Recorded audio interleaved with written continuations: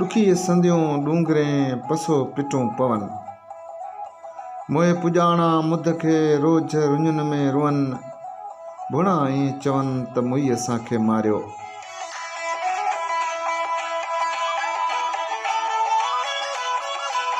ॾिसो त डूंगरनि में बि हिन ॾुखीअ ते मातम पियो पवे। रिणनि में रोज़ संस मरण पुॼाणा हंजू पिया हरीन। ईअं चवंदा वतन त हिन मुई असांखे दर्द में मारे छॾियो।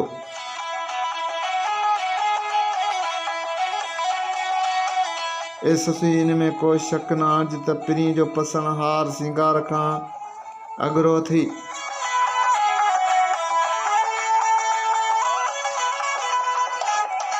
पुनू जी बानी थी सस सांदारियूं भर ऐं जबलनि जा लक पसीन लुॾ।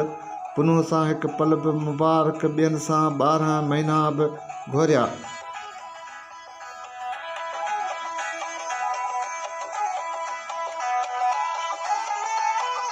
ॾुखी संदियूं डूंगरें ओछंगारूं अचनि।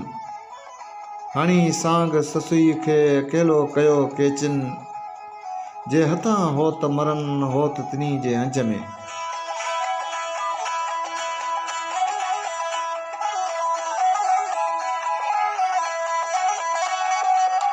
हिन ॾुखीअ जे मरण ते डूंगरनि मां बि ओछंगारूं पियूं अचनि ऐं केचिन ससुई सां ॻुझो झेड़ो मंडे खेसि कटारी हई आहे।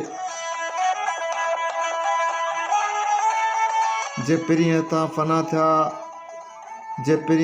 फना था थियनि तिन जे हंज में ई पिरीं अचो पवे ऐं जिन खे हो कुहे थो तिन सां ई मिले थो।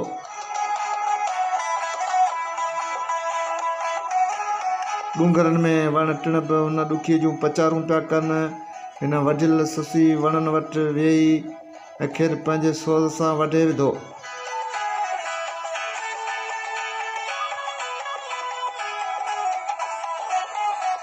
वढियल थी वायूं करे कुठल कुकारे हुन पंहिंजा सारिया ही हंजूं हॾनि लाइ हारे।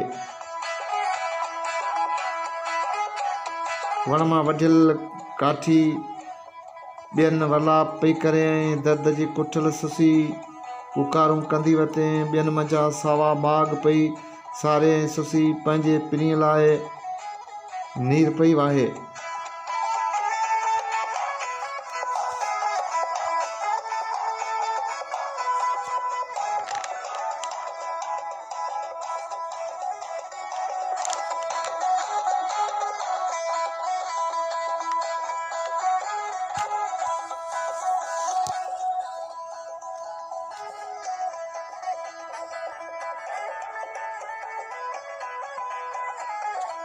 आउं न कॾहिं पिरीं खे पोयूं थियो पसा सिकां थी सकरात में रोयो पुछां रा शाल म वञे मसा धारा पसण पिरीं जे।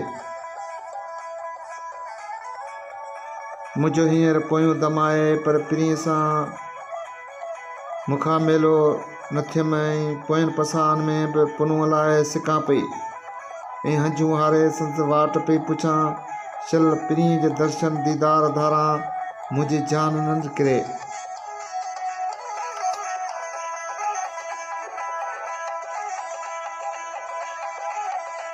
आउं न कॾहिं पिरीं खे सहसे सिज विया हलण वे रहिया देखे शाल दम ॾियां।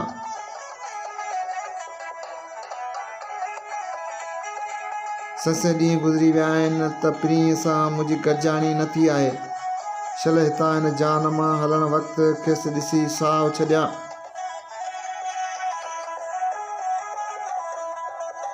ससुई जे ख़्याल में संस ॾींहं गुज़री विया आहिनि त बि खेसि पुनूअ जो दीदार नसीब न थियो आहे। मथां अची मौत साड़ियो अथसि जो खेसि पंहिंजी मुराद खां सिकाईंदो। हूअ मोर जे बचनि जा वणनि तां सटूं ॾींदे पई वञे। संस आवाज़ परां पंधनि ते पड़ाड़ा पियो करे।